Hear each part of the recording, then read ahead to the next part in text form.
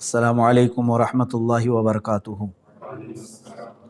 الحمدللہ وکفا وسلام علی حبیبہ المصطفیٰ اما بعد فاعوذ باللہ من الشیطان الرجیم بسم اللہ الرحمن الرحیم فلیحذر الذین یخالفون عن امرہ ان تصیبہم فتنہ او یصیبہم عذاب علیم۔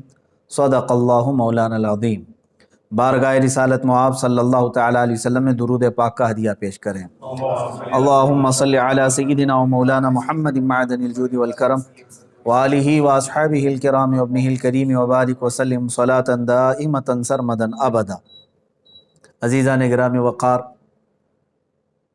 مسلسل کئی سالوں سے ہم اپنے ملک کے حالات دیکھتے آ رہے ہیں، بد سے بدتر ہوتے جا رہے ہیں۔ کن کن حالات کا تذکرہ کیا جائے، پریشانیاں کن کن باتوں کی، ہر میدان میں مارے ہوئے نظر آتے ہیں، ہم ہر جگہ سے بچھڑے ہوئے نظر آتے ہیں۔ اس کی وجہ کیا ہے؟ مسلمانوں کے حالات کو لے کر سپریم کورٹ نے ایک کمیٹی بھی بنائی کہ حالات دیکھ کر کے ان کی رپورٹ دی جائے، جس کو سچر کمیٹی کہا جاتا ہے، سری کرشنا کمیٹی ہے۔ اس میں جو حالات لکھے گئے ہیں وہ ہندوستان کے شیڈول کاسٹ سے بھی زیادہ بدتر حالات ہیں، مسلمانوں کے حالات۔ میرے عزیزو، آج کے دور میں خصوصیت کے ساتھ جو سب سے برے حالات ہیں وہ خوف اور ڈر کا ماحول ہے۔ میں مسلمانوں سے ہی کہتا ہوں کہ اتنا خوف اور ڈر جو تمہارے دلوں میں آیا، جو ہزاروں نے لاکھوں لوگوں کو آج بزدل بنا رکھا ہے، یہ ڈر، خوف، ہر وقت ہر گھڑی لوگوں کو ظالموں کا خوف ستا رہا ہے۔ پتہ نہیں ہمارے ساتھ کیا ہو جائے گا، کیا نہیں ہوگا، کیا ہو جائے گا۔ اب میں آپ کو بتاتا ہوں کہ یہ سارے حالات کیوں آئے۔ ایک حدیث پاک حضرت ثوبان رضی اللہ تعالیٰ عنہ سے مروی ہے۔ رسول کریم صلی اللہ تعالیٰ علیہ وسلم ارشاد فرماتے ہیں، یوشک الامم ان تداعى علیکم کما تداعى الاکلۃ الی قصعتها۔ ان قریب میری امت پر ساری قومیں جھپٹ پڑیں گی جیسے کہ بھوکا برتن پہ جھپٹتا ہے۔ میری امت پر، حضور صلی اللہ تعالیٰ علیہ وسلم فرماتے ہیں، تم پر ساری امتیں جھپٹ پڑیں گی، ساری قومیں جھپٹیں گی، سب تمہیں نشانہ بنائیں گی، سب تمہیں ٹارگٹ کریں گی جیسے کہ بھوکا برتن پہ جھپٹ پڑتا ہے۔ فقال قائل من قلت نحن یومئذ، کسی ایک سوال کرنے والے نے اس وقت، صحابی نے حضور صلی اللہ تعالیٰ علیہ وسلم سے پوچھا، یا رسول اللہ صلی اللہ تعالیٰ علیہ وسلم، تو کیا ہماری تعداد کم ہوگی اس زمانے میں جو یہ ساری جماعتیں ہم پر جھپٹ پڑیں گی؟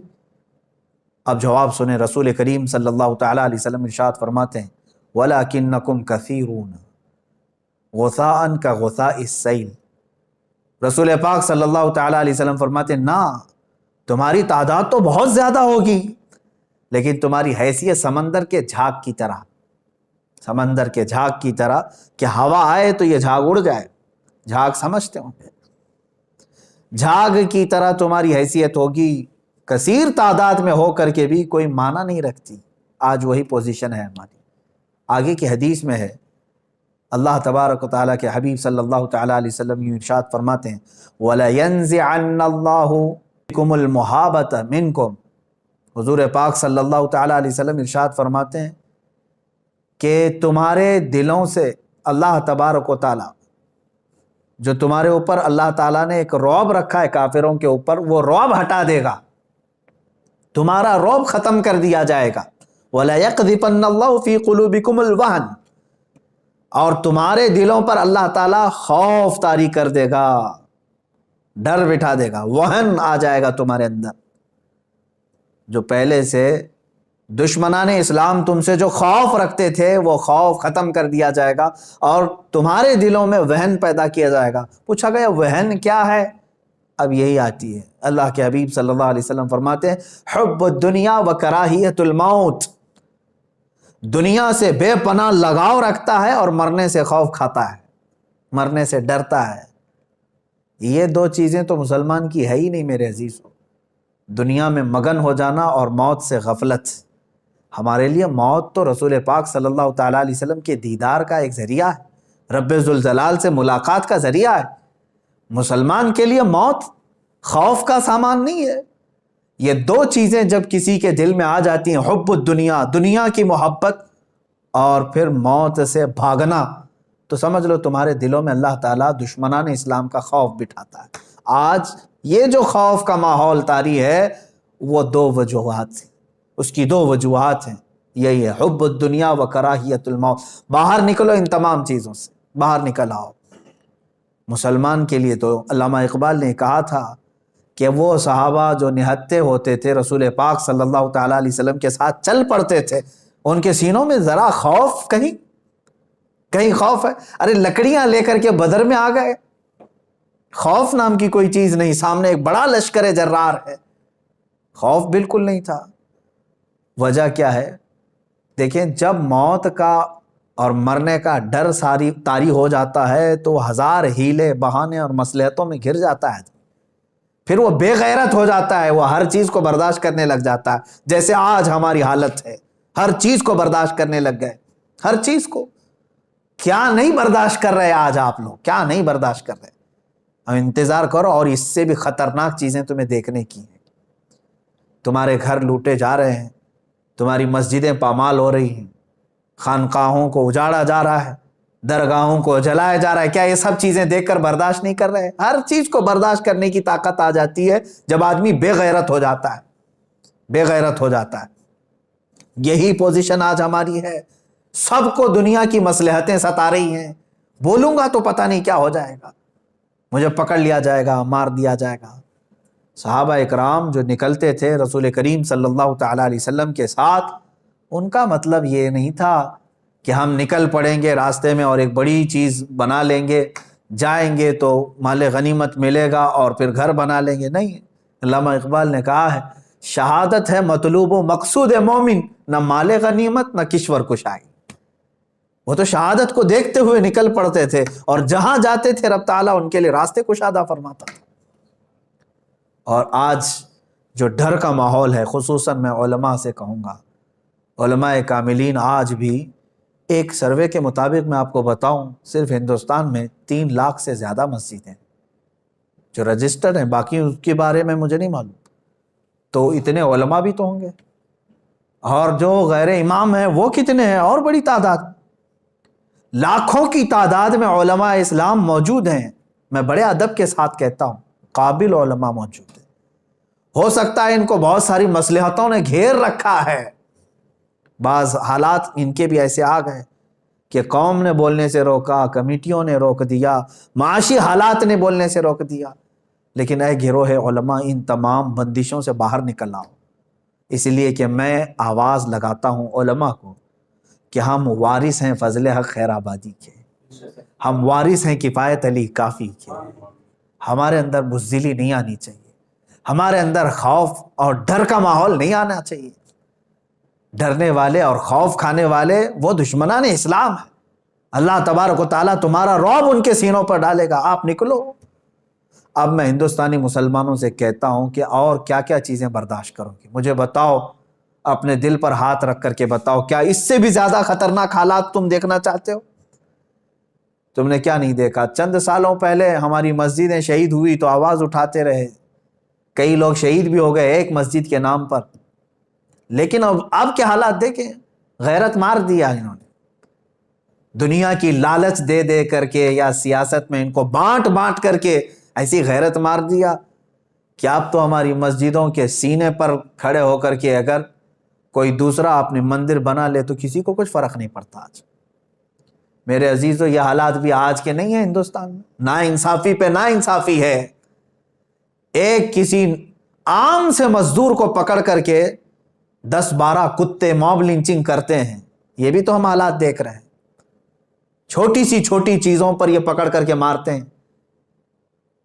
اور ابھی قریب میں ایک حافظ قرآن کو مار ڈالا انہوں نے. اس طرح کے حالات ہم دیکھتے آ رہے ہیں. یہ ظلم پہ ظلم ہوتا جا رہا ہے. میرے عزیزو ایسی حالات تھے جب کفایت علی کافی رحمۃ اللہ علیہ اٹھے تھے، عنایت احمد کاکوروی رحمۃ اللہ تعالیٰ نے، فضل حق خیر آبادی رحمۃ اللہ علیہ یہ اٹھے تھے. اور تمہیں میں یہ بھی بتا دوں کہ ہندوستان کی آزادی کی آواز اٹھانے والے وہ علماء ذوی الاحترام تھے. ان کی زبانوں میں اللہ تبارک و تعالیٰ نے وہ طاقت عطا کی ہے کہ یہ انقلاب لا سکتے ہیں، انقلاب لا سکتے ہیں. لیکن اس کے لیے شرط دو ہی چیزیں ہیں، دو ہی چیزیں. آج لوگ جو شکایت کر رہے ہیں، بہت سارے لوگ یہ کہتے ہیں کس بیس پر آپ بول رہے ہیں، آپ کے آگے پیچھے کیا ہے، کون کھڑا ہے. ہم سے یہ سوال کرتے، ایمان والے اس طرح کا سوال کریں گے؟ اور اس طرح کی باتیں کہنا کہ آج دیکھیں دشمن پورے اکٹھا ہو رہے ہیں، تنظیمیں بنا رہے ہیں، مارچ پہ مارچ کر رہے ہیں، حکومتیں ان کے پاس ہیں، سیاست کے پورے اثر و رسوخ لے کر بیٹھے ہیں، ڈپارٹمنٹ لے کر کے بیٹھے ہیں، کورٹ لے کر کے بیٹھے. پتہ نہیں تمہیں کون ان تمام باتوں سے بزدل بنایا. اگر یہ تمام خیالات تمہارے ذہن میں آتے ہیں تو ایک مرتبہ میرے آقا صلی اللہ تعالیٰ علیہ وسلم کے وہ چہیتے صحابہ جو ابھی صرف 4000 کی تعداد میں تھے اور کسرا جیسے سپر پاور کو ختم کرنے کے فیصلے کر رہے تھے، فتح کرنے کی باتیں کر رہے تھے. قیصر و کسرا معمولی بات ہے، قیصر و کسرا کو فتح کرنے کی بات کر رہے ہیں. کون لوگ مدینہ طیبہ میں حضور پاک صلی اللہ تعالیٰ علیہ وسلم کے پیچھے نماز پڑھنے والے وہ صحابہ جو دن بھر ایک کھجور کی گٹلی پر رہتے ہوں، کون سی طاقت تھی ان کے پاس، کون سی قوت؟ وہ ایمانی قوت تھی، ایمانی قوت.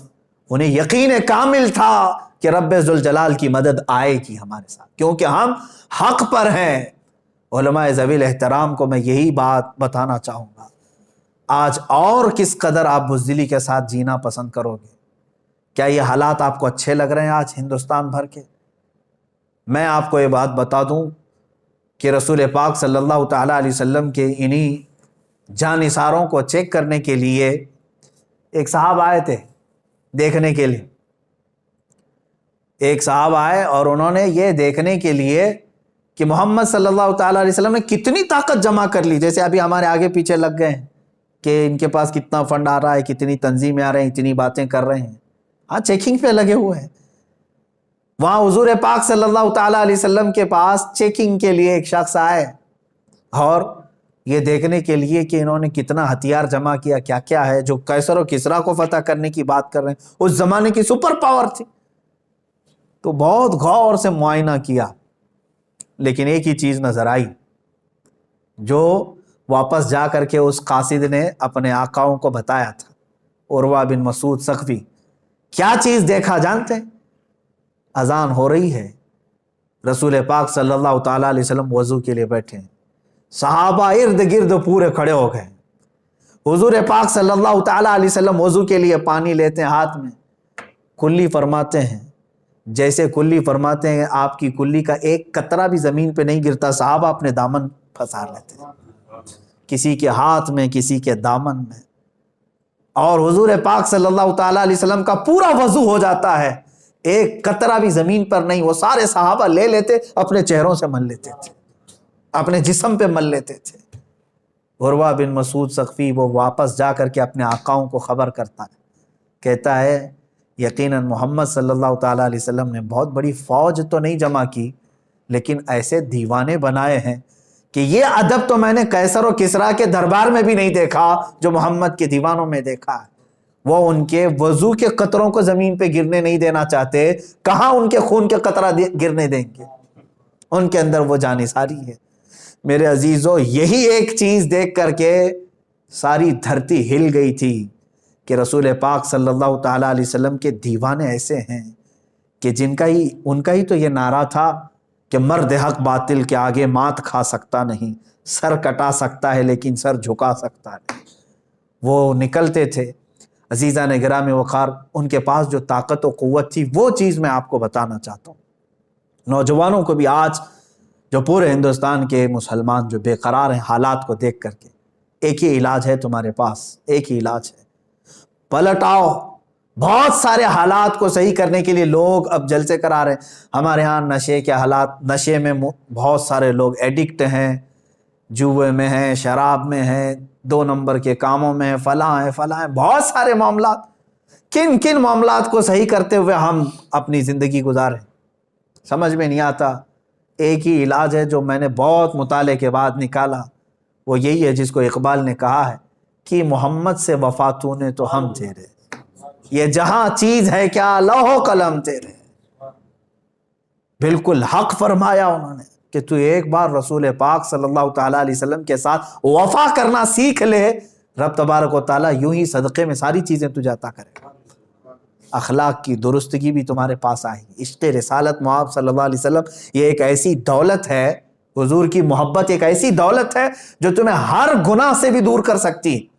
جھوٹ بولتے ہیں جو گناہ نہیں چھوڑتے اور پھر حضور کی محبت کی بات کرتے ہیں، جھوٹ بولتے ہیں، ورنہ حضور کا سچا عشق جب دل میں آتا ہے نا کیا ہوتا ہے جانتے ہیں؟ حضرت انس فرماتے ہیں صحابہ تو سچا عشق کرتے تھے حضور سے، ابھی شراب حرام نہیں ہوئی تھی مدینہ طیبہ میں۔ حضرت انس رضی اللہ تعالیٰ عنہ فرماتے ہیں ایک جگہ کعبہ خانے میں شراب کے مٹکے پیالے میں بھر بھر کر کے لوگوں کو سرو کرتا تھا، دیتا تھا۔ شام کا وقت تھا، شراب کے پیالے میں پیش کر رہا تھا لوگوں۔ اچانک مدینے میں اعلان ہونے لگا، ایک اعلان کرنے والے منادی نے کہا اللہ کے نبی صلی اللہ تعالیٰ علیہ وسلم پر قرآن کی آیت نازل ہوئی کہ آج سے شراب حرام ہے۔ یہ اعلان ہو رہا تھا گلیوں میں۔ حضرت انس فرماتے ہیں جس کے ہاتھ میں جہاں پیالہ تھا وہیں سے چھوڑ دیا، کسی کے ہونٹوں تک گیا تھا تو وہیں سے چھوڑ دیا۔ یہ نہیں سوچا کہ جا کر کے حضور سے سن لے پہلے بات صحیح ہے کہ نہیں صحیح ہے۔ یہ اس کو کہتے ہیں عشق رسالت محمد صلی اللہ علیہ وسلم جب دل میں آتا ہے تو پھر آدمی حضور کی بات کا خیال کرتا ہے، نہ کہ اپنی پرانی لت کا خیال کرتا ہے۔ اپنی پرانی لتیں چھوٹ جاتی ہیں اگر سچی محبت آئے۔ ایک ہی علاج ہے میرے عزیزوں گناہوں کو چھوڑنے کا بھی، کہ محمد سے وفا تو۔ نمازوں کی پابندی نہیں ہوتی ہے نا، حضور سے محبت کر کے دیکھو تمہیں بستر کانٹے لگنے لگ جائیں گے، اٹھ جاؤ گے یا رسول اللہ صلی اللہ علیہ وسلم میں آپ کا چاہنے والا اور آپ سے محبت کرنے والا۔ آپ نے فرمایا نماز میں میری آنکھوں کی ٹھنڈک ہے، میں سو کر کے پسار کر کے آپ کو تکلیف تو نہیں دے سکتا، میرے محبوب ہیں آپ، ہر چیز کے تم پابند ہو جاؤ گے۔ ایک چیز تمہارے اندر آ جائے، حضور سے وفا کرنا سیکھو، رسول پاک صلی اللہ تعالیٰ علیہ وسلم کی وفاداری۔ عزیزان گرامی وقار، آج میں جو بات عرض کر رہا تھا وہ علماء ذوی الاحترام کے لیے حالات کی سنگینی کے اعتبار سے۔ آپ کیا سوچتے ہیں کہ ہمارے پاس کچھ نہیں ہے، سیاسی لوگ نہیں ہے، طاقت نہیں ہے، سب کچھ ان کے پاس ہے، ساری چیزیں ان کے پاس رہنے دو، سب ان کے پاس رہنے دو۔ میرے عزیزوں پہلے بھی ایسا ہی رہا ہے، حضور صلی اللہ تعالیٰ علیہ وسلم نے دعوت شروع فرمائی، صحابہ نہتے رہے، سب کچھ ان کے پاس تھا۔ ارے بدر کے میدان میں رات بھر طبلے بج رہے تھے، رقص و سرور کی محفلیں ہو رہی تھی اور گوشت بھونے جا رہے تھے، اور ادھر صحابہ اکرام رضوان اللہ تعالیٰ علیہ مجمعین بغیر چپل کے ہیں، اکثر کے ہاتھ میں تلواریں نہیں ہیں، سونے کے لیے ان کے پاس کوئی چیز نہیں ہے، سب کچھ ہونے کے باوجود بھی رب ذوالجلال نے فتح یابی کسے عطا فرمائی، پوری تاریخ جانتی ہے۔ اب اس کے لیے ہونا کیا چاہیے تمہارے پاس؟ ہونا کیا چاہیے؟ وہ دو چیزیں ہیں جن کو اقبال نے کہا ہے، دو بہت عظیم تلواریں ہیں تمہارے پاس، یقین محکم عمل پہ ہم، جہاد زندگانی میں ہے یہ مردوں کی شمشیریں۔ دو چیزیں تمہارے پاس اگر آ گئی، پختہ یقین اللہ کی ذات پر اور میرے رسول پاک صلی اللہ تعالیٰ علیہ وسلم کی ذات پر، کہ میں کسی اور کا کتا نہیں، میں رسول پاک صلی اللہ علیہ وسلم کا وفادار ہوں۔ حضرت سفینہ رضی اللہ تعالیٰ عنہ ایک صحابی ہیں، وہ جنگل میں گئے تھے، راستہ بھٹک گئے تھے، ایک شیر دہاڑتا ہوا آ گیا، شیر، جنگل کا شیر دہاڑتا ہوا آ گیا، تو جیسے ہی وہ قریب آیا تو حضرت سفینہ نے کیا فرمایا جانتے ہیں؟ اس صحابی نے کہا انا مولا رسول اللہ صلی اللہ علیہ وسلم، اتنا کہا میں رسول اللہ کا غلام و خادم ہوں۔ وہ شیر دم ہلاتا ہوا وفادار کتے کی طرح آپ کو مدینے تک چھوڑ گیا۔ میرے عزیزو، یہ اگر تمہارے اندر یقین محکم آ جائے، یقین محکم پختہ یقین آ جائے، تو پھر مجھے وہ اقبال کا شعر یاد آتا ہے، نکل کر کے صحرا سے جس نے الٹ دیا تھا تخت روما کو، نکل کر کے صحرا سے جس نے الٹ دیا تھا تخت روما کو، سنا ہے قدسیوں سے میں نے کہ وہ شیر پھر ہوشیار ہوگا، وہ شیر پھر ہوشیار ہوگا، لیکن اس شیر کو ہوشیار ہونے کے لیے یقین پختہ ہونے کی ضرورت ہے۔ یقین پختہ کرو۔ علماء ذوی الاحترام سے میں بارہا گزارش کرتا ہوں کہ آپ اپنے منصب کا استعمال کرو، آپ نائب رسول ہیں، رسول پاک صلی اللہ تعالیٰ علیہ وسلم کی نیابت کا تاج آپ کے سروں پر رکھا گیا ہے، آج امت آپ کی نگہبانی کی طرف دیکھ رہی ہے. اگر 1000 مصلحتوں کے بہانے کرو گے تو یاد رکھنا ایک بڑی بات ہے جو بار بار ہمیں ہلاتی ہے، وہ یہ ہے کہ حضور صلی اللہ تعالیٰ علیہ وسلم کی عزت پر حملے ہو رہے ہوں، جیسے آج ہندوستان کے حالات ہیں. ایک غلیظ پاکھنڈی جو دنیا کا سب سے غلیظ انسان اور سب سے بڑا آتنکوادی جو میرے دیش میں رہ رہا ہے، زہر اگل رہا ہے، زہر پہ زہر اگل رہا ہے، اور رسول پاک صلی اللہ تعالیٰ علیہ وسلم کی عزت پر حملے کر رہا ہے. اس غلیظ انسان کی گالیاں سننے کے بعد میرے عزیزوں کھانا پھیکا ہو جانا چاہیے، راتوں کی نیند اڑ جانی چاہیے، علماء کی بھی، تمام مشائخ کی بھی، تمام مسلمانوں کی بھی. کیا تمہیں معلوم نہیں ہے کہ رسول پاک سے کمال محبت کا نام ہی ایمان ہے؟ اور ایسے حالات میں ہم اس کو سن کر کے خاموش رہ جائیں تو پھر ہمارے ایمان پر بھی سوال آتا ہے. میں جو بات عرض کر رہا تھا وہ یہ ہے کہ حضور کی عزت پر حملہ ہو رہا ہو اور پھر کوئی حضور صلی اللہ تعالیٰ علیہ وسلم کی عزت کی حفاظت کی بات کر رہا ہے، نہیں میں باہر نکلوں گا حضور کے لیے، حضور کی عزت کے لیے میں باہر نکلوں گا، اور پھر سوچتا ہے میری سیکورٹی کیا ہے، میری سیفٹی کیا ہے، تو فرمایا وہ جھوٹا آدمی ہے، جھوٹا آدمی. رسول پاک صلی اللہ تعالیٰ علیہ وسلم کی عزت پر جب بات آئے تو صحابہ جیسا وہ عشق آنا چاہیے کہ انہوں نے کبھی نہ اپنا گھر دیکھا نہ کوئی اپنے حالات دیکھے، بلکہ میرے آقا کے پیچھے چل پڑے. جنگ خندق کا موقع ہے میرے عزیزوں، حضور پاک صلی اللہ تعالیٰ علیہ وسلم مہینہ بھر جنگ خندق کے موقع پہ مصروف رہے. بڑی سخت ان کے لیے آزمائش کا یہ موقع تھا جس کو سورۃ الاحزاب قرآن پاک میں بھی آئی، جنگ احزاب بھی کہتے ہیں. یہاں سے پلٹ رہے تھے جنگ خندق سے، درمیان میں صحابہ اکرام زخمی ہیں، ہاتھوں میں خون رس رہا ہے، کئی جگہ تیروں کے نشان ہیں. بیچ راستے میں جبرائیل امین علیہ السلام تشریف لائے. عرض کیا یا رسول اللہ صلی اللہ علیہ وسلم، رب تعالیٰ کا حکم ہے کہ یہیں سے آپ بنو نزیر کا معرکہ سر کرنے کے لیے نکل پڑے. ابھی مدینہ نہیں پہنچے، خندق سے مدینہ صرف 5 کلومیٹر کا فاصلہ ہے. آدھا راستہ طے کیے، جبرائیل امین آئے. کتنا ٹائم لگتا مدینے جانے کے لیے؟ حضور پاک صلی اللہ تعالیٰ علیہ وسلم نے صحابہ کو مخاطب کر کے کہا، اے میرے صحابہ، جبرائیل امین آئے ہیں اور کہہ رہے ہیں کہ یہیں سے بنو نزیر کا بھی معرکہ سر کرنا ہے. جو غدار ہو گئے رسول پاک صلی اللہ علیہ وسلم کو، جنہوں نے دھوکہ دیا بنو نزیر، ان کا بھی قلعہ کما کرنا تھا. صحابہ کو جو تھکے ہوئے زخمی ہیں، صحابہ نے، پورے صحابہ میں سے ایک نے بھی یہ نہیں کہا یا رسول اللہ صلی اللہ علیہ وسلم گھر بار میں دیکھ کے آ جاتا ہوں، مرہم پٹی کر کے آتا ہوں، کپڑے بدل کے آ جاتا ہوں، نہا دھو کے آ جاتا ہوں، دوا لے کر کے آ جاتا ہوں. بلکہ انہی زخمی حالت میں چور چور ہیں زخموں سے، اس وقت بھی وہ کہتے ہیں یا رسول اللہ دیر کس بات کی، چلے ہم آپ کے پیچھے ہیں، چلے ہم آپ کے ساتھ ہیں، لبیک یا رسول اللہ. یہ صحابہ کا جذبہ تھا جس کے بعد اللہ تبارک و تعالیٰ ان کے لیے مدد پہ مدد اتارتا تھا. یہاں بیٹھ کر کے تسبیح گھما کر کے لوگ کہتے ہیں اللہ کی مدد کیوں نہیں آ رہی ہے، اللہ کی مدد کیوں نہیں آ رہی ہے.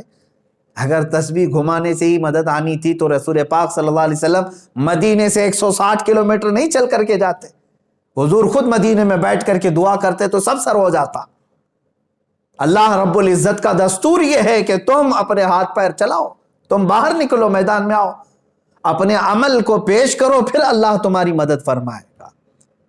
اب میں یہاں پر ڈر اور خوف کے ماحول کو ختم کرنے کے لیے چند باتیں عرض کروں گا. کس سے خوف کھاتے ہو؟ ظالموں سے، موجودہ حکومتوں سے کہ یہ پریشر کریں گے. میرے عزیزو، یہ اس سے بڑھ کر کے تمہارے لیے سعادت کی بات کیا ہے؟ اے گروہ علماء، جماعت علماء، یہ شعر کب کام آئے گا جو بار بار آپ اپنی تقریروں میں کہتے ہو، کروں تیرے نام پہ جاں فدا، نہ بس ایک جاں دو جہاں فدا؟ یہ عمل میں کب آئے گا؟ خالی تقریر میں آئے گا؟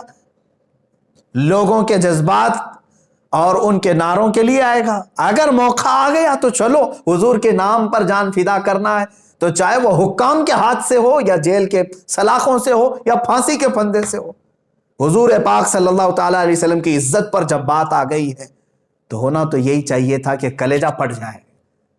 آج اتنی غلیظ گالیاں سننے کے بعد آدمی آپے سے باہر ہو جاتا ہے. میرے عزیزو، آپ کے باپ کو اور ماں کو کوئی گالی دے دے تو آپ برداشت نہیں کرتے، پولیس اسٹیشن بعد میں جاتے ہیں، پہلے ہی اس کے ساتھ آپ پتہ نہیں کیا کیا معاملات کر جاتے ہیں. یہاں مجھے حیرت ہو رہی ہے، افسوس ہے اس بات. یہ باتیں میں اس لیے عرض کر رہا ہوں کہ اب مجھے امید نہیں رہ گئی کہ یہ حکومت وقت ہمارا کچھ سنے گی، اس لیے کہ جگہ جگہ پردرشن، جگہ جگہ پروٹیسٹ، FIR، کیا نہیں کر لیا ہم لوگوں نے. سب لوگ گہار لگاتے تھک گئے. یہ صاف اپنا بتا رہی ہیں موجودہ حکومتیں کہ ہم ایسے غلیظ پاکھنڈیوں کی حمایت میں. اگر یہ ان کی حمایت نہیں کر رہے ہوتے تو یہ کھلے سانڈ کی طرح گھوم رہے ہوتے آج.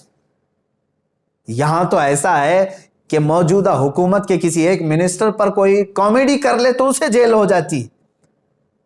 کروڑوں مسلمانوں کے رسول صلی اللہ تعالی علیہ وسلم کی کردار کشی وہ بار بار کر رہا ہے.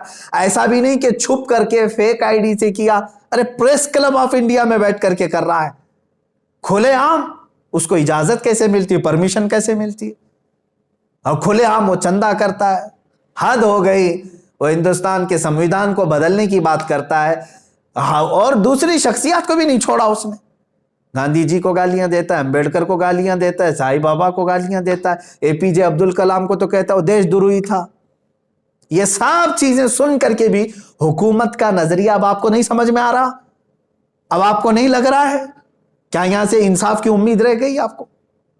اس لیے میرے عزیزو، یہاں سے انصاف کی امید نہیں. اب اللہ رب العزت ہی ہمیں عدل عطا فرمائے گا. رب ذوالجلال کی بارگاہ، یہ تمہارا امتحان ہے، تمہارا امتحان ہے. یاد رکھ لینا، اللہ تبارک و تعالیٰ تمہیں آزمائے گا. اب یہ چیز دیکھ کر کے مجھے ایسا لگتا ہے اسپین کے جو حالات تھے وہ یہاں دہرائے جا رہے ہیں. چند دنوں پہلے ہم نے دیکھا تھا، ہمارے مطالعے میں ایک مضمون آیا بھی تھا کہ یہاں کی ایک کٹر واد تنظیم اسپین جا کر کے معائنہ کر کے آئی تھی دیکھنے کے لیے کہ 700 سال مسلمان وہاں تھے اسپین میں کیسے ختم ہو گئے. یہ سب سروے کر کے آئے وہاں جا کر کے. یہاں کی ایک کٹر واد تنظیم جا کر کے سروے کر کے آئی. وہاں کے دانشوروں نے ان کو بہت ساری باتیں بتائی، جس میں سے ایک بات یہ بھی بتائی تھی کہ ہم نے سب سے پہلے مسلمانوں کے دلوں سے عشق رسول ختم کر دیا تھا. رسول پاک کو سیریس لینا ہم نے ان کو ختم کروا دیا تھا. علماء سے ان کو دور کر دیا تھا ہم نے، علماء کی نفرت ڈال دی تھی. اسی پر آج یہاں عمل کیا جا رہا ہے ہمارے ملک میں. دیکھو آج ہماری عوام علماء کے خلاف کیسی کیسی بکواسیں کرتی ہے. آج کے حالات میں بھی علماء کو ہی کوس رہے ہیں لوگ. مولانا لوگ کیا کر رہے ہیں؟ زکوٰۃ وصول کرتے ہیں بیٹھ جاتے ہیں، چندے کرتے ہیں بیٹھ جاتے ہیں. یہ سب تمہاری جو زبانیں لمبی ہو رہی ہیں علماء کے بارے میں، یہ بھی ایک سازش کے شکار ہو تم. میرے عزیزو ٹھیک ہے، علماء اگر کوئی سستی کر رہا ہے، بولنے کا ایک طریقہ ہوتا ہے. کیا آپ اپنے باپ کو ایسے ہی کہتے ہیں باپ میرا آج گھر میں کیوں بیٹھ گیا، ڈیوٹی پہ کیوں نہیں گیا؟ ادب ہے، تمیز ہے، سلیقہ ہے. پوچھا جاتا ہے کیا آپ کو کوئی تکلیف تو نہیں ہے میں آپ کے ساتھ کھڑا ہو جاؤں، آپ بھی آگے آ جائیے. یہاں کے حالات دیکھ کر کے بھی مجھے یہی لگتا ہے کہ علماء سے ان کو دور کیا گیا ہے. بہت سارے تو ہیں علماء کی نفرت میں جی رہے ہیں آج. دوسری چیز، عشق رسول کو ختم کرنے کا جو ایک بہت بڑا مشن چلایا گیا تھا وہ بھی یہاں پر چل رہا ہے. اسی سے اندازہ لگاؤ میرے عزیزو، آج غلیظ گالیاں میرے رسول پاک کو دی گئی ہیں. پورے ہندوستان بھر میں تقریباً 300 کے قریب MLA ہیں. ان میں سے کتنے لوگ اپنے پاور کا استعمال کر کے اس کی زبان روکنے کا مطالبہ کیے؟ کون ہے؟ تم نے کون سے نبی کا کلمہ پڑھا ہے؟ کس رسول کا کلمہ پڑھے ہو؟ میں تمام جو عہدے دار ہیں ان سے پوچھتا ہوں ان کے دلوں میں ایمان رہ گیا کہ نہیں رہ گیا؟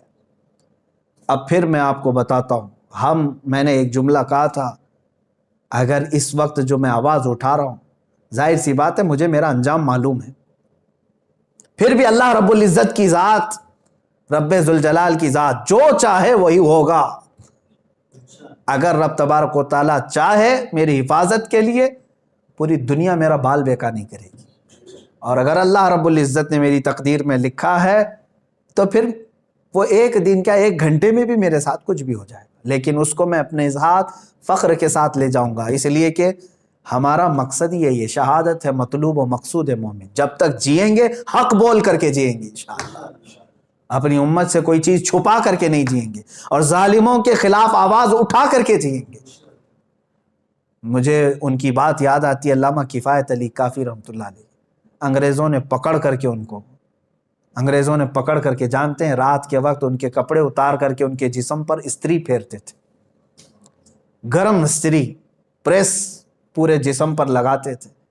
جب چمڑی جل جاتی تھی، ظاہر سی بات ہے پریس لگ جائے جسم پر، چمڑی جل جائے، ایک عالم ربانی کی بات کر رہا ہوں، جب جسم جلتا تھا تو وہ انگریز نمک آپ کے جسم پر چھڑکتے تھے، اس جلی ہوئی چمڑی کے اوپر نمک چھڑکتے تھے، لیکن اس عالم باوقار نے، عالم حقانی نے ایک بار بھی ٹس سے مس ہونے کا فیصلہ نہیں کیا، کبھی ارادہ نہیں کیا، مسلسل کئی دنوں تک یہ تکلیف ان کو دی گئی۔ اس کے بعد مراد آباد کے بھرے چوراہے میں لا کر کے مجمع عام کے سامنے ان کو پھانسی پر لٹکایا گیا۔ جب ان کو لا کر کے سارے مجمع میں پھانسی دی جا رہی تھی تو مجمع تھا اس وقت بھی، لوگ کچھ رو رہے تھے، کچھ دیکھ رہے تھے۔ کفایت علی کافی رحمۃ اللہ علیہ کے متعلق لکھا گیا ہے کہ جب وہ جا رہے تھے تو ان کی پیشانیوں پر ذرا برابر بھی کوئی فکر کے آثار نہیں لگ رہے تھے، خوشی سے جا رہے تھے، خوشی سے جا رہے تھے۔ پھانسی پر لٹکنے سے پہلے ہی جانتے ہو آپ، انہوں نے میسج دیا تھا اپنی قوم کو کہ آخری مرتبہ ہے لوگوں سن لو۔ اگر ان کی آخری کوئی خواہش تھی تو صرف اتنی تھی کہ ایک بار رسول پاک کی شان میں نعت پڑھ لیں، جس کے لیے ہم نے زندگی گزاری۔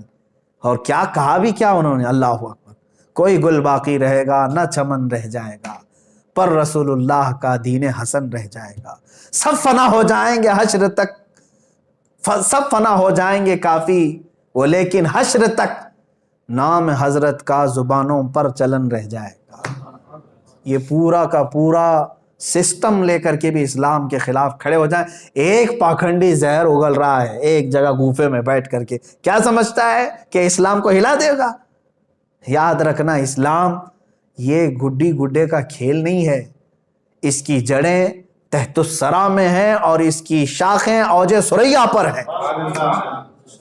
الحمدللہ اسلام تیری نبض نہ ڈوبے گی حشر تک، تیری رگوں میں رواں خون ہے چار یار کا۔ یہ سب سسٹم لے کر کے بھی اسلام کا کچھ نہیں کریں گے، بس اتنا ہے کہ یہ اپنی غلاظت اور اپنی حیثیت بتانے کے لیے بار بار اس طرح کے آ جاتے ہیں۔ میں یہ کہنا چاہتا ہوں اے علماء ذوی الاحترام سے اور اے سنی مسلمانوں، خوف نہ کرو، ڈرو مت، حق بولنا سیکھو، مصلحتوں سے نکل آؤ۔ ایک دن موت آنی ہے نا ہماری، کیا اس میں بھی تمہیں شک ہے؟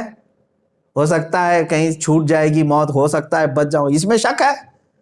ہر ایک کو پتا ہے موت آنی ہے، لیکن کیا ہی اچھا ہوتا کہ حضور پاک کے عزت پر مر جائیں، دنیا سے جانا ہے نا، دنیا سے رسول پاک صلی اللہ تعالیٰ علیہ وسلم کے نام پر جائیں، یہ کتنے سعادت کی بات ہوتی۔ اور علامہ فضل حق خیر آبادی، اب بہت سارے لوگ مجھے بھی یہ کہہ رہے تھے جیل میں ڈال دیں گے اور وہ کر دیں گے، گرفتار کر دیں گے۔ میرے عزیزوں، ان تمام چیزوں کو تو بہت پہلے سے سوچتا ہوں، انتظار کرتے ہیں، کوئی مسئلہ نہیں ہے۔ مظفر کو مقید نہ سمجھ اے سیاد، میری اسیری بھی سنت آبائی ہے، ہمارا قید ہونا بھی ہمارے آبا و اجداد کی سنت ہے۔ علامہ فضل حق خیر آبادی، عنایت احمد کاکوروی، دو ایسے بزرگ ہیں میرے عزیزوں، جلیل القدر علماء ہیں، زندگی پوری ان کی کالا پانی میں سزا کے طور پر کٹ گئی، وہیں ان کی قبر ہے، جزیرہ انڈمان نکوبار، آج بھی علامہ فضل حق خیر آبادی رحمۃ اللہ علیہ کی وہیں قبر بھی۔ ایک باوقار عالم ربانی کو بغیر کسی قصور کے پوری زندگی وہاں ختم کرا دی گئی جیل میں، اور وہیں شہادت بھی پائی انہوں نے۔ اور پھر آج کے زمانے میں ہزار مصلحتوں کو ڈھونڈتے ہو تو میرے عزیزوں پھر ان کا نام کس زبان سے لیتے؟ اسی لیے میں کہتا ہوں علماء کو چاہیے فخر سے کہیں کہ ہم کفایت علی کافی کے وارث ہیں اور فضل حق خیر آبادی کے وارث، اور ان کا جو وارث ہوگا انشاءاللہ العزیز وہ تختہ دار کو بھی چومے گا اور جیل کی سلاخوں کو بھی محبوب کائنات صلی اللہ علیہ وسلم کے دیدار کا گھر سمجھے گا۔ ہاں، یہ بھی ہم نے بزرگوں سے سنا ہے کہ جب حکام سختی پر آ جائیں، ظالم تمہارے اوپر سوار ہو جائیں تو خوف نہ رکھنا، ڈرنا مت۔ ہوگا کیا ہے جانتے؟ امام احمد بن حنبل رضی اللہ تعالیٰ، اللہ علماء حق کی ایک ایسی مثال، جب ظالم پورے تخت کے ساتھ تھے، حکومت کے ساتھ تھے، سب ان کے ساتھ تھا۔ امام احمد بن حنبل کے زمانے میں ارے خلیفہ اسلام بڑا طاقتور ہوا کرتا تھا، آپ نے فتویٰ اس کے خلاف دیا تھا، اور جو حق تھا اہل سنت و جماعت کا موقف وہ دیا تھا۔ اس پاداش میں بادشاہ نے قید کیا آپ کو، خلیفہ نے ایک بار نہیں 3 لوگ آئے، خلیفہ کے بعد اس کا بیٹا ہے، اس کے بعد اس کا، 3 بادشاہ بدلے، تینوں نے قید کیا، اور امام احمد بن حنبل کو جبہ اٹھا کر کے کوڑے مارنے کا حکم دیا تھا۔ کوڑے لگوائے جاتے تھے، کوڑے ایسے کہ ایک کوڑا آج کے زمانے میں لگ جائے تو چمڑی تمہاری کوڑے سے لگ کر کے آ جائے گی۔ امام احمد بن حنبل 4 اماموں میں سے ایک امام ہے۔ ایک مرتبہ کا واقعہ ملتا ہے کہ جلاد جب کوڑے لگا رہا تھا، بدن کھلا تھا، تہبند بدی ہوئی تھی، لنگی صرف، تہبند نیچے کھسکنے لگ گئی، کھلنے لگ گئی۔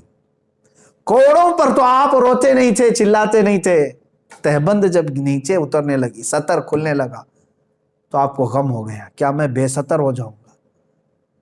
حق بات کے لیے میں نے آواز اٹھائی تو کیا رب تبارک و تعالیٰ مجھے بے سطر کر دے گا، بے آبرو ہو جاؤں گا؟ اتنا آپ کے ذہن میں خیال آیا اور رونے لگے۔ اچانک جلاد نے دیکھا غیب سے 2 ہاتھ آئے اور ان کی تہبند کو پکڑ لیا، 2 ہاتھ برآمد ہوئے اور ان کی تہبند کو پکڑ لیا۔ پھر امام احمد بن حنبل خوشی سے کھڑے ہو گئے، جلاد کو کہا تو اپنا آپ کام جاری رکھ۔ میرے عزیزو، کس کے ہاتھ تھے؟ کون آیا تھا؟ جب ظالم اپنے پوری طاقت دکھانے کے لیے سر پر آ جائیں، کوڑے بھی ماریں، تو یاد رکھنا میرا بھی یہ وجدان کہتا ہے وہ کسی اور کے ہاتھ نہیں، وہ صرف رسول اللہ کے ہوں گے۔ میرے آقا صلی اللہ تعالیٰ علیہ وسلم کی مدد نازل ہوگی۔ تو اگر اللہ رب العزت نے آپ کے پاس زبان دیا ہے اور آج کے زمانے میں سوچنے اور سمجھنے کی قوت دیا ہے، تو آج امت بڑی قسم پرسی کے عالم میں ہے۔ آج ہمارا مستقبل داؤ پر لگا ہوا ہے۔ ایک بات بتا کر کے میں رخصت ہونا چاہتا ہوں، یاد رکھنا، امام غزالی رحمۃ اللہ تعالیٰ علیہ کی وہ بات مجھے یاد آتی ہے۔ آپ نے فرمایا امت کے سامنے جب رسول پاک صلی اللہ علیہ وسلم کی توہین ہو رہی ہو اور امت اپنی عیاشیوں میں مصروف ہو، کھا رہی ہو، پی رہے ہو، سو رہی ہے، تو امت کو چاہیے کہ تھوڑے دن اور انتظار کرے، ان کے ساتھ کیا حشر ہوگا۔ فرماتے ہیں ان کی عورتیں، ان کی بچیاں باہر لائی جائیں گی، بیچی جائیں گی، نیلام کی جائے گی، ان کی ماں اور بہنوں کی عزت، اور یہ کچھ نہیں کر سکیں گے، ان کے بچے مار دیے جائیں گے۔ وہ وقت بھی ہمارے ساتھ آئے گا، کیونکہ اب جب رسول پاک کی عزت یہاں پر محفوظ نہیں رکھی گئی تو پھر اب کس کی عزت سلامت رہے گی؟ قرآن کو گنڈوں کی کتاب کہا جا رہا ہے، اسلام کو ڈاکوؤں کا دین کہا جا رہا ہے۔ میرے آقا صلی اللہ تعالیٰ علیہ وسلم کو اتنے بھدے الفاظ، معاذ اللہ، رب ذوالجلال کی شان میں بھی بکواس، بچا کیا اب تمہارے پاس؟ بچا کیا؟ ہمارے پاس جو کچھ بھی ہے جینے کے لیے میرے عزیزو، یہ ظالم دنیا والے سمجھتے ہوں گے یہ اتنا کیوں چلا رہے ہیں، انہیں معلوم نہیں ہے اسلام میں اور دیگر مذاہب میں فرق کیا ہے۔ کھانے پینے، اٹھنے، اچھلنے کودنے، تیوہار کرنے اور کپڑے پہننے کا نام اسلام نہیں ہے۔ اسلام تو ایک روحانیت ہے جو عظیم رشتے کا نام ہے۔ اگر رسول پاک صلی اللہ تعالیٰ علیہ وسلم سے اس کا رشتہ نہیں ہے تو اسلام ہی نہیں ہے اس کے پاس۔ بمصطفیٰ رسام خیش کے دی ہماؤست، اقبال نے کہا ہے، اپنے آپ کو رسول اللہ تک پہنچا دے یہی دین ہے، اگر بہو نہ رسیدی تمام ابو لہبیس۔ اگر تو رسول پاک تک نہیں پہنچا تو تیرے میں اور ابو لہب میں کوئی فرق نہیں ہے۔ وہ تو حضور کے بہت قریب تھا، چاچا تھا، لیکن پہنچا نہیں رسول اللہ تک۔